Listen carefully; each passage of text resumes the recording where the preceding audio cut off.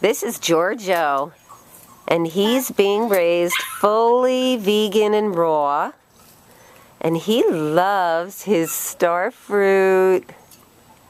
Yum, yum.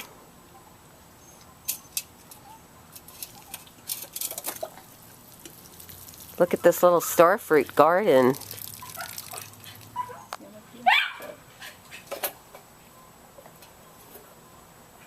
Wow, a whole beautiful star fruit tree here in Florida.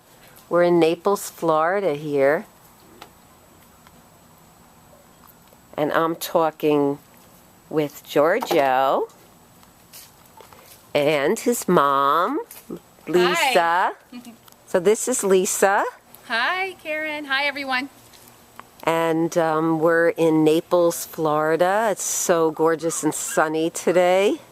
Just love it here. And Lisa's got this really beautiful garden with loads of wonderful greens. And I just showed you the star fruit tree. And so, Lisa, I want to talk to you about raising Giorgio as vegan and raw. Yes, that's what we're doing. And so, what are some of his favorite foods and ways that you're raising him? Giorgio's still on mainly breast milk. He's mainly on breast milk. Now, can you tell me about the breast milk and where you're getting breast milk? Yes. There's a wonderful site. We found it on Facebook called Human Milk for Babies. And we go on there and request breast milk, and these generous mothers actually pump extra. And my husband is the milkman, and he goes all over the state of Florida. He actually made a local pickup this morning, 300 ounces, which was such a blessing. And this mom actually gave us some that she pumped today for him. So wonderful. Today he'll have fresh breast milk.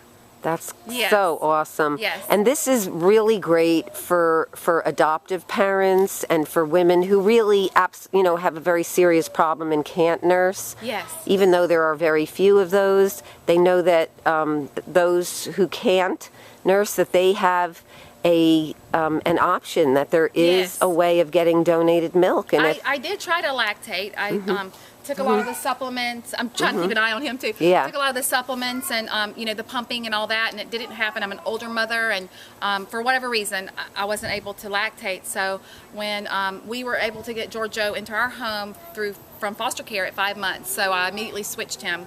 He'd had a lot of health issues. Respiratory especially. He had RSV, he was hospitalized, constipated, he would not sleep, very anxious, irritated, that kind of feeling. And then when we got him on the breast milk, it was almost like immediate improvement with his sleeping, with his bowel movements, even his eczema cleared up. He became calmer. So he was on formula before, yes, and then switched to breast milk. We weren't allowed to switch him to the breast milk because I inquired about that, and we needed to keep him on the formula. I did change it to the organic formula, but he was still having, his eye would close, it would get so mucus, goopy, and the eczema just peeling off the skin and some bleeding and constipation. So yeah, it's just been a miracle milk for us. Wow, that is so wonderful. We're so blessed with these generous mothers. I mean, we've even had donations from mothers with infants in the hospital. One mother, her baby had passed away, and she was still pumping and giving us milk. So it's just been amazing. Wonderful. The camaraderie around, loving these kids and giving and sharing the milk. That is so And they love seeing cool. updates and him growing on their milk. So. Yeah, it's like, they're participating in his health and his wellness and his growth. Yes. That is so awesome. It's so great. And so tell us again where women, like let's say around the United States or even around the world, if they need to get donated milk? Yes. Okay, it's on Facebook, and it's called Human Milk for Babies, Florida. You just put your state in after that, Human Milk for Babies, wherever. And a board comes up, and there's usually someone that monitors it to make sure everything's fine. And you just put your request on there, and they then monitor your request and put it online.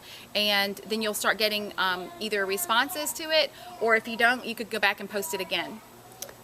Great. Yes. Thank you. That's wonderful information. But I wanted to tell you some of his favorite foods are, when he does like to eat, avocado he loves, and he loves berries, any berry.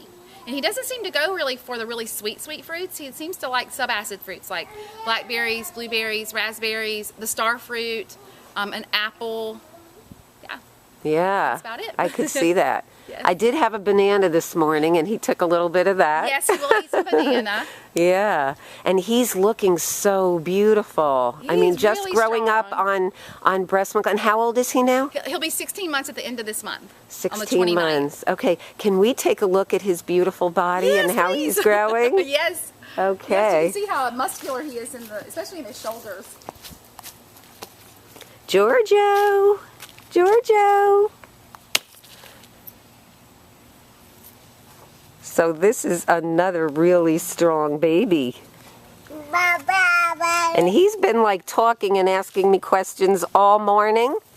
So I can tell that his speech and language development is developing quite well. He's very interested in plants and fruit because that is what surrounds him here at home. And that is just so cool that he's already growing up with this consciousness.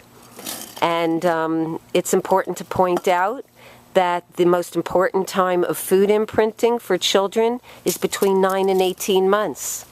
So those of you parents who think that you can eat potato chips and Twinkies in front of your kids, I would think again. You really need to model healthy eating, abundance of fruits and leafy greens and vegetables. And maybe some nuts and seeds along with that. Hi. Where are you climbing, Giorgio?